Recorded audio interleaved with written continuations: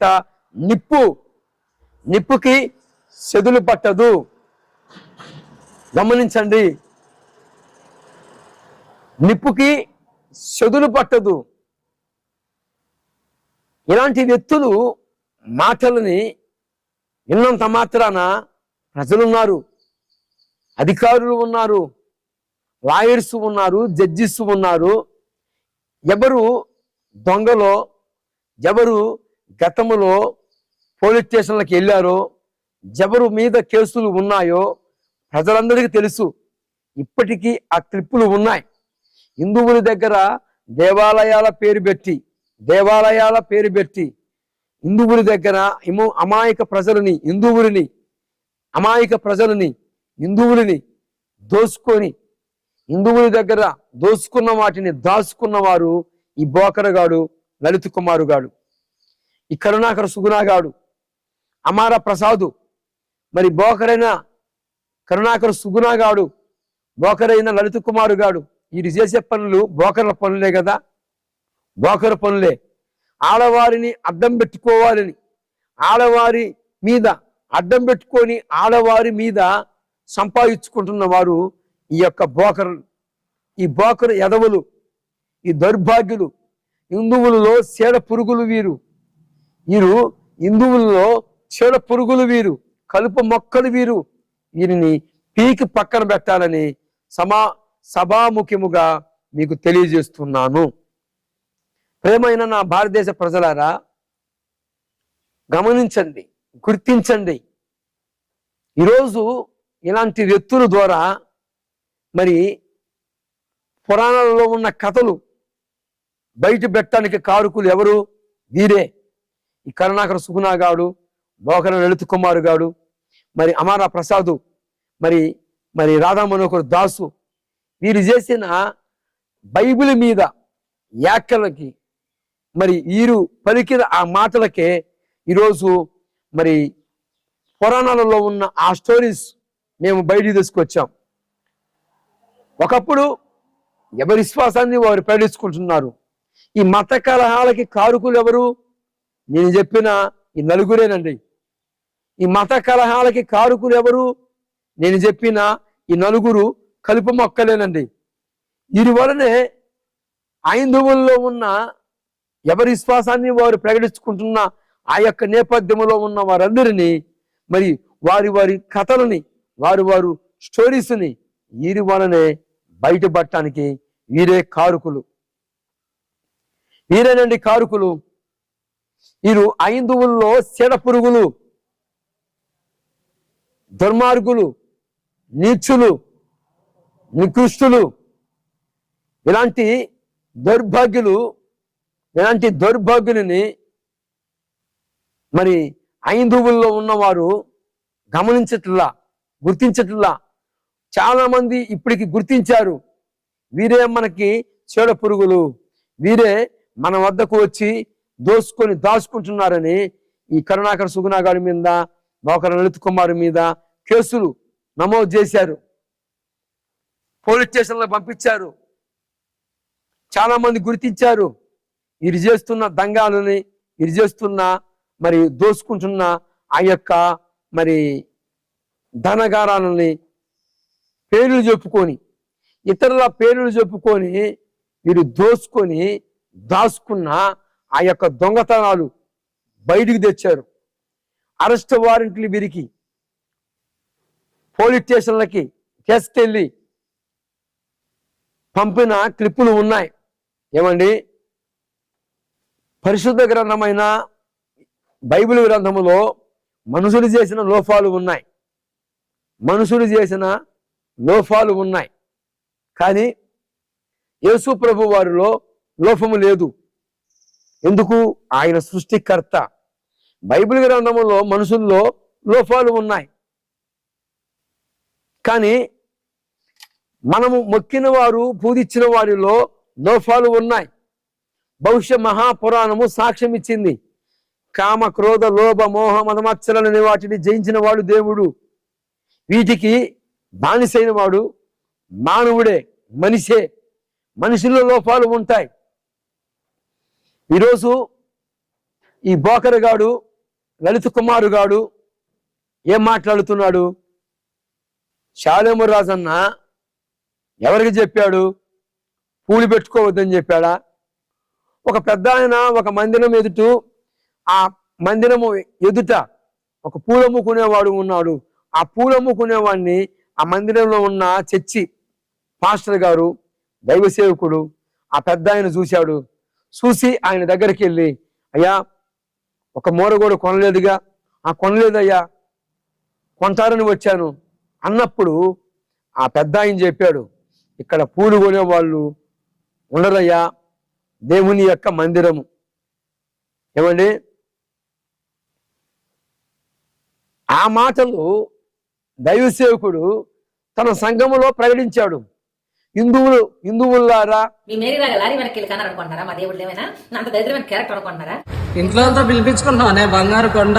పాపం వాళ్ళకేం తెలుసు, ఒకరి బండి కాకపోతే ఇంకో బండి ఎక్కిపోతావని లంజం ఉందా? మీ మేరీకి మొగుడు లేడు, మీ యేసు తండ్రి లేడు. అయ్యే తొప్పల్లోకి వెళ్ళి కాసిందో, ఎక్కడికి వెళ్ళి కాసిందో, ఎవరితో వెళ్ళి కాసిందో తెలియదు. ఎర్రి ముండా.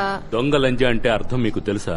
విషయం చెందించే లంజ అంటే తెలుసా? శుభ్రంగా మీ అమ్మలకి మీ పిల్లలకి శుభ్రంగా బొట్టు పెట్టుకొని గాజులు వేసుకొని శుభ్రంగా నీట్ గా పద్ధతిగా శుభ్రంగా ఉండమని చెప్పండి. అంతేగాని మేరీ కంటే మూడు లేదు, ఉండలేదు, దానికి ఎలాగ లేడు కాబట్టి తగలడు. చిన్న లంజిడాన బద్మాష్ ముండా, ముసలి ముఖంలా చెప్పు నీది. ఈ ముసలి ముఖంలా సాడుబోయ్యా. రోడ్డు మీదకి వెళ్ళి నువ్వు పోతుంటే వెనుకకెళ్ళి నీకు లారీ వచ్చి గుద్దని మొగుళ్ళే నువ్వు తీసుకోకే ముండా, తీసుకోకు. నీలాగానే ఉత్తుతి సింధుర్లు వేరేల పేరు మీద పెట్టుకుని బతుకుతలేని ముండా. ఒక్కొక్క పాస్టర్ ఒక్కొక్క పాస్టర్ ఎంత మందిని మెయింటైన్ చేస్తున్నారో తెలుసా మీకు? నీ అమ్మనంద మంది దెంగితే పుట్టిన నీతి. కొంతమంది పరిమాణాలు ఉల్లంఘలు మొండలు ఉన్నారు కదా, వీళ్ళు కొంతమంది ఇల్లు పనులు చేసుకోలేక సొంత కాళ్ళ మీద కాయ కష్టం చేసుకుని బతకాలి. ఇలాంటి లంజులకి చేత కాదు. వాడిపోక ముందే నన్ను వాడుకో. ఏందిరా? ఏం లేదక్క, ఎక్కడెక్కడి నుంచో ఎవడెవడో మీ దగ్గరకు వస్తూ ఉంటారు. వానికి ఏ రోగం ఉందో తెలియదు. అయితే నేను చెప్పేది కొంచెం వినండి అక్క. మీ మంచి కోరే చెప్తున్నా, ఇట్లా చేయడం మంచిది కాదక్క. అక్క, మీ దగ్గరికి కస్టమర్లు వస్తూ ఉంటారు కదా, వస్తే వాళ్ళకి ఇది ఇచ్చి పెట్టుకోమని చెప్పుర్రి. ఏంది అక్క, దీన్ని నిరోధ అంటారక్క. మీ దగ్గర కస్టమర్ వస్తాడు కదక్క, అతనికి ఇది ఇచ్చి తొడుక్కోమని చెప్పుర్రి. ఇది తొడుక్కుంటే నీకు కస్టమర్కి ఎలాంటి రోగాలు రావక్క. వాడిపోక ముందే నన్ను వాడుకో.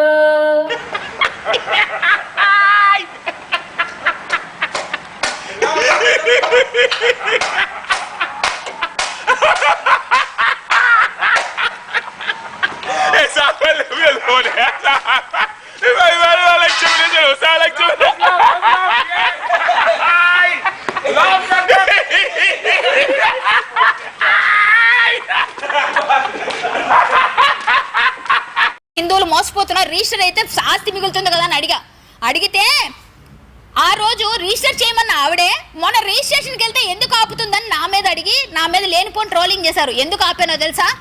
ఇదిగోండి ఎఫ్ఐఆర్ మీ అందరికి కాపీలు వచ్చాయండి. ఈ కాపీలో ఈ ఎఫ్ఐఆర్ లో వాళ్ళ మీద 420 ఫోర్జరీస్ అన్ని కేసులు ఉన్నాయండి. ఇందులో మీకు క్లియర్ గా ఉంది. ఈ ఎఫ్ఐఆర్ డిసెంబర్ 2వ తారీఖు అయింది. మేము బయట పెట్టలేదు. పోలీస్ వారు పర్మిషన్ తీసుకునే ఈరోజు ప్రెస్ మీట్ పెడుతున్నాం. అయితే సిసిఎస్ లో కేసు నమోదైంది. ఈ సిసిఎస్ లో కేసు నమోదైన తర్వాత మేమేం మాట్లాడలేదు. కానీ ఈ ఎఫ్ఐఆర్ వల్ల వాళ్ళకి ఏంటంటే మాకు ఫోర్జరీ, ఈ ఎఫ్ఐఆర్ తీసుకెళ్లి నేను రిజిస్టర్ ఆఫీసులో ఇచ్చా. సార్ ఇది ఏదో తేడాగా ఉంది, ఎంక్వైరీ అవుతుందని ఇచ్చా. బట్ రిజిస్ట్రేషన్ ఆపాలని కాదు, కానీ ఇంత మోసం ఉంది లోపల అని తెలుసుకున్నాక వెళ్తున్న కొద్ది వస్తున్నాయి లోపల. చాలా మనీ లాండరింగ్ అయింది. కార్పొరేట్ లెవెల్లో స్థాయిలో జరుగుతుంది అక్కడ ఫ్రాడ్, కార్పొరేట్ ఫ్రాడ్ అవుతుంది. అక్కడ ఇంత పెద్దదవుతున్నప్పుడు మనం స్పందించాల్సిన బాధ్యత ఉందా? సమాజంలో ఒక స్త్రీగా అని కాకుండా నేను సోషల్ యాక్టివిస్ట్ నేను ప్రశ్నించా. ఆదిభట్ల కళాపీఠం చారిటబుల్ ట్రస్ట్ అధ్యక్షురాలుగా ప్రశ్నించా. అన్ని విధాలుగా అడుగుతుంటే ఇంతమంది సపోర్ట్ ఇస్తే అందరినీ తిట్టారు. ఇంకా మాతాజీల్ని తిట్టారు, ఆవిడని కూడా ట్రోల్ చేశారు. ఇదిగోండి ఈ ఎఫ్ఐఆర్ నేను వాళ్ళకి ఇచ్చానండి. అక్కడ ఇస్తే ఈవిడే ముందు చేయమంది, ఈవిడే ఆపమంది అంది. నేను గవర్నమెంట్కి లోబడి అడిగాను ఆపండి అని. అయినా ఆపకపోయినా పోన్లే అవనీలే అనుకున్నాం. తర్వాత వీళ్ళు ఎవరండి చేశారు? అసలు పోలీసులకు అసలు ఏమైనా అర్థమవుతుందా? కొంచెమైనా ఉందా అండి? ఏదండి ఆడియో ఒకసారి ఇవ్వండి ఒకసారి.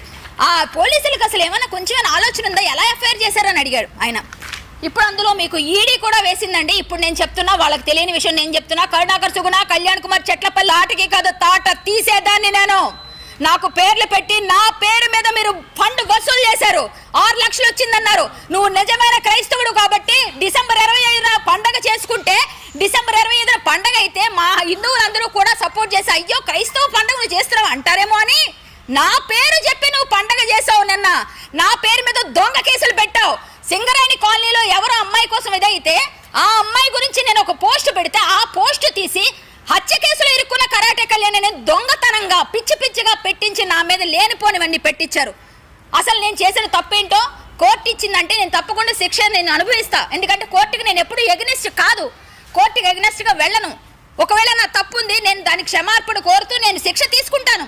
అంటే నేను చేసిన ఈ ఇంత పెద్ద పోరాటం చేస్తున్నా, ఇప్పటికీ ఆపకపోతే నీ మీద దాడులకు వస్తారు, నిన్ను దండిస్తారు అని బెదిరిస్తున్నావు.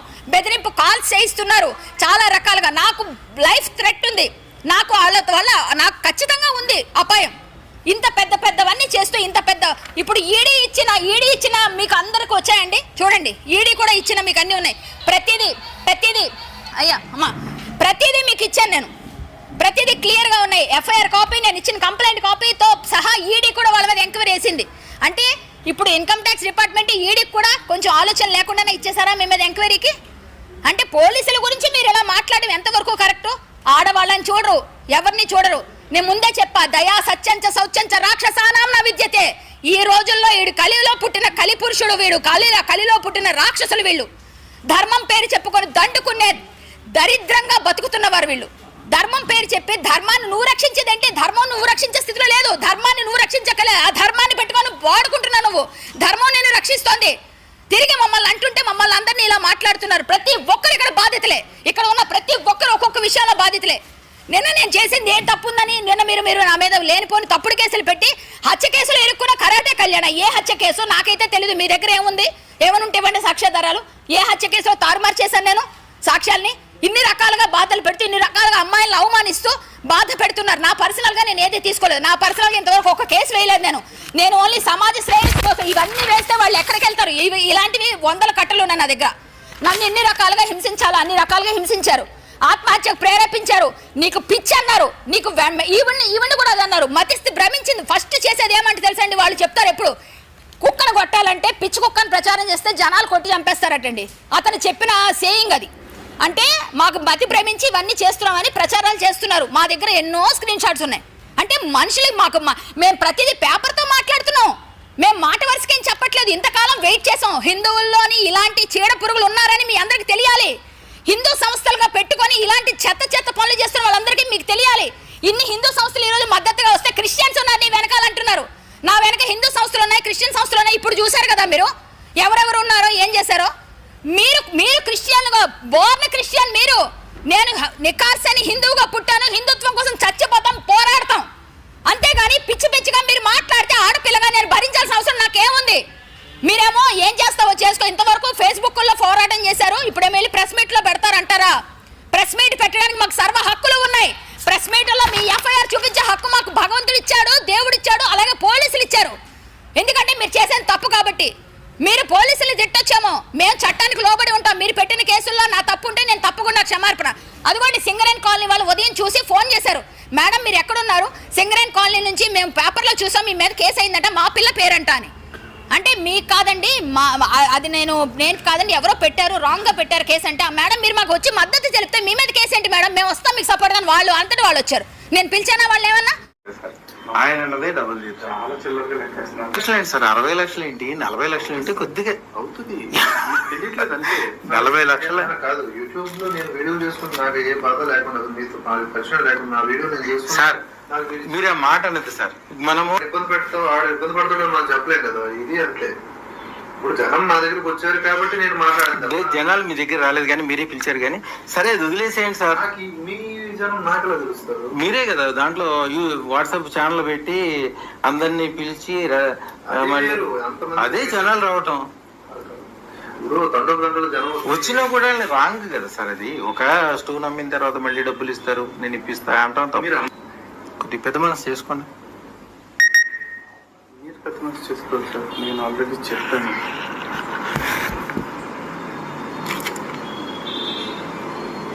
అవి మరీ పెద్ద ఫిగర్లు కాకుండా కొద్దిగా మంచి అనుకూలంగా ఉండే గేమ్స్.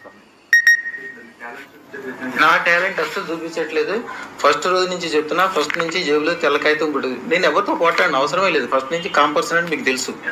మీరు మళ్ళీ 1,50,000 తీసుకెళ్ళి మళ్ళీ ఎంత చేసినా మీరు కమిట్మెంట్ మీద నిలబడే మనిషి అయితే మీరు లలిత్ గారిని కూర్చోబెట్టి స్వామి మనం 1,50,000 రూపాయలు డబ్బులు తీసుకున్నాము, తీసుకున్న తర్వాత మనం ఒక మాటలో నిలబడిపోయాము, మనం మాట్లాడొద్దు స్వామి అని మీరు అనాలి. అదేంటి మరి మాట్లాడండి, అదేంటి మళ్ళీ పనికిరాని అసలు ఒక రూల్ ఉందా, ఒక పద్ధతి ఉందా, ఒక వ్యవహారం ఉందా? దానికి రిటర్న్ రాదని ముందు కాగితం మీద రాసిచ్చింది, 100,000 మంది దాన్ని పెట్టుకుని బాగుపడింది, అన్ని చూస్తూనే ఉన్నారు, చేస్తూనే ఉన్నారు. మీరేదో చెప్పారని మీ వెనకాల రావటం, ఆ 10 మంది వాళ్ళకి మీరు సమాధానం చెప్తారా? వాళ్ళతో మాట్లాడితేనే జరుగుతారు. వాళ్ళతో ఆల్రెడీ డబ్బులు తీసుకున్నారు, అది అయిపోయింది, అది తీసేయాలి. అది కమిట్మెంట్ లేకపోతే ఎట్లా సార్? దేనికైనా ఇంకా ఏ టాక్స్ లేవు, ఏది ఉన్నా 3 తారీఖు 3 తారీఖు అయిపోయింది. ఆ వీడియోస్ ఉండవు, మా వీడియోస్ ఉండదు. మీ వ్యాపారం మీరు, మా వ్యాపారం మీరు రేపే తీసేయండి సార్.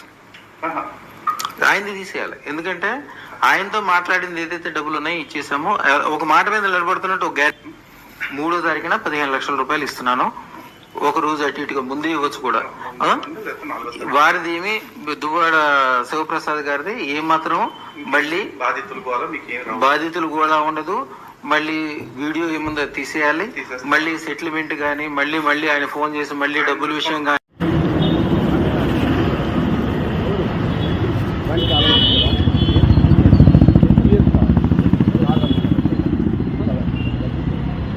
మీరు పోలీస్ సార్ వినాలి చెప్పిన మాట. మేము తీసుకెళ్తాం కదా సార్, మీరు చెప్పినప్పుడు వింటే బాగుంటుంది. మీరు మాకు కోఆపరేట్ చేస్తే మీరు కోఆపరేట్ చేస్తారు, కూర్చోండి సార్. నా బండి తీసుకున్నాను, నేను నడుస్తారండి, నేను నడుపుతాను. ఆ 2 చెక్కలు ఓ శవం 3 మేకులు, ఓ శవం 2 చెక్కలు 3 మేకులు, దాన్ని ఫాలో అయ్యే వాళ్ళంతా బోకులు. యేసు పురుషాంగాన్ని కత్తిరించి కింద పడేసిన తర్వాత, అదే పురుషాంగంలో కొంత భాగాన్ని ఆ తోలుని కత్తిరించి కింద పడేసిన తర్వాత అది ఏమైంది? అలాగే కుళ్ళిపోయిందా, లేకపోతే కాపులు ఎత్తుకుపోయా, లేకపోతే చెప్పాడు గాడ్డు అలా పుస్తకంలో గాడ్డు ఆ రాడ్ కొట్టుకుని ఇవన్నీ బదులు కొట్టేమన్నాడు. బ్యాట్ గాడు ఆడు గాడ్ కాదు, ఫ్రాడ్. ఆడు గాడ్ కాదు, గాండు. అందుకే మరి వాళ్ళ అమ్మకి రిబ్బన్ కటింగ్ చేసిన వాడితే అదే రోజు రిబ్బన్ కటింగ్ అయిన తర్వాత 8 నెలలకు కదా, అంటే 8 months బ్యాక్ అనమాట. అంటే ఇప్పుడు డిసెంబర్ కదా, ఒక 8 months బ్యాక్ వెళ్ళు. అది కాదు, రిబ్బన్ కటింగ్ చేసిన బ్యాచ్ రోమన్ సైనికుడు. రోమన్ సైనికుడే మరి, ఇంకెవరు ఉన్నారు మరి? చాలా మంది వస్తున్నారు, మేమున్నాం అని. హమారా అన్నగారు, కుమార్ అన్నగారు రోమన్ సైనికుడు నేనే అని ఒప్పుకున్న వారికి 1,00,000 రూపాయలు బహుమతి ఇస్తా. తమ్ముడు నువ్వు అలా ఒప్పుకుంటే నీకు 100 కోట్లు కావాలి పంచాలంటే. అంతమంది వస్తారు ముందుకి. అన్నలు నేను రాత్రికి గుడా పండుగలలో మిస్ తో కిస్ చేద్దామని అనుకుంటున్నా. హెల్మెట్ తీసుకో. మేరీ లాగా లారీ వెనక్కి వెళ్ళి కన్నారు అనుకుంటున్నారా? మా దేవుడు ఏమైనా అంత దరిద్రమైన క్యారెక్టర్ అనుకుంటున్నారా? మీ మేరీకి మొగుడు లేడు, మీ యేసుకి తండ్రి లేడు. అయ్యే తుప్పల్లోకి వెళ్ళి కాసిందో, ఎక్కడికి వెళ్ళి కాసిందో, ఎవరితో వెళ్ళి కాసిందో. ఒక్కొక్క పాస్టర్ ఎంత మందిని మెయింటైన్ చేస్తున్నారో తెలుసా? కొంతమంది పరిమాణాలు ఉల్లంఘనలు మొండలు ఉన్నారు కదా, వీళ్ళు కొంతమంది ఇల్లు పనులు చేసుకోలేక వాడిపోక ముందే నన్ను వాడుకో. ఇప్పుడు దాకా నిన్న ఒక క్లారిటీ ఇచ్చా, ఇప్పుడు సభాముఖంగా మళ్ళీ క్లారిటీ ఇవ్వాల్సింది ఏంటంటే, యేసుకి ఎప్పుడు 3 మేకులు కొట్టారంటారు. ఆ 3 మేకుల పేర్లు ఏంటో తెలుసా? అందులో 2 మేకుల పేర్లు ఇక్కడ 2 మేత్రమే. ఒకటి కనిపించిన 3వ మేకే భాస్కర్ కిల్లి సూపర్. అంటే మరి ఇక్కడ కళ్యాణ్ కుమార్ ఏంటో అవి కాళ్ళ కొట్టిన మేక, అది చెక్క అనుకోపోని చెక్క 2 చెక్కలు వేశారు కదా, అంటే నీ మీద కొట్టేశారు. ఇదేంటి దారుణం? ఆ 2 చెక్కలు మరి అంటే ఆయనతో పాటు ఈయన కూడా కలిపి కొట్టేశారు. మీరు ఏం మాట్లాడుతున్నారు? లాజిక్ మిస్ అయ్యారు మీరు. సరే ఎనీవేస్ ఇట్స్ ఓకే.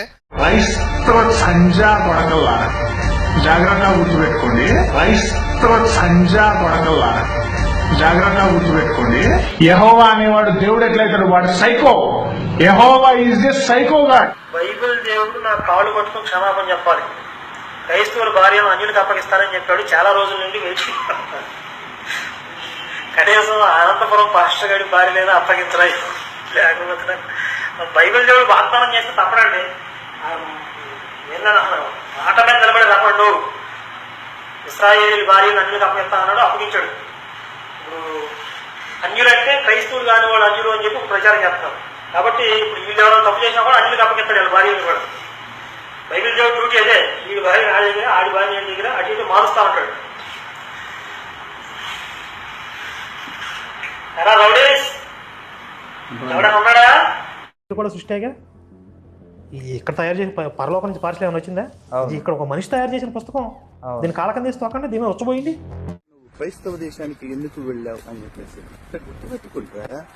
అమెరికా క్రైస్తవ దేశం కాదు. ఏంటి బాబా అన్న ఇంకోసారి అన్న? అమెరికా క్రైస్తవ దేశం కాదు. You still need help from the boss. We need help from the boss. Somebody said to me the other day, "You're the most famous person in the world by far." I said, "No, I'm not. No, I'm not." He said, "Yes, you are." I said, "No." He said, "Who's more famous?" I said, "Jesus Christ." చేది నమ్మ బతుకు బురదలో పంది బతుకుతుంది, నువ్వు బతుకుతున్నావు ఎందుకురా? ఎదవన్నారు ఎదవ ఎదవ.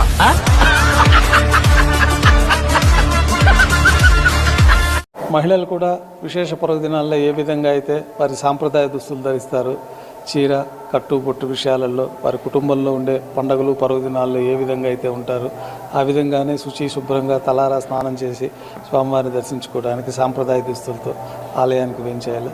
సాధారణంగా ఇటీవల కాలంలో జుట్టు విరబోసుకోవడం అనేది ఎక్కువగా ఉంటుంది. జుట్టు విరబోసుకోకుండా చక్కగా జడ వేసుకొని స్వామివారి యొక్క దర్శనానికి రావడం అనేది మన హిందూ సనాతన ధర్మం సాంప్రదాయాలుగా ఉన్నాయి. అట్లాగే తిరుమల క్షేత్రంలో ప్రత్యేకమైన నియమం ఉంది. ఇక్కడ ఉండే పూలన్నీ కూడా స్వామివారి కైంకర్యాలకి అని చెప్పి పెద్దవాళ్ళ కాలం నుంచి అనాదిగా ఆ సాంప్రదాయాన్ని పాటిస్తూ ఉన్నాము.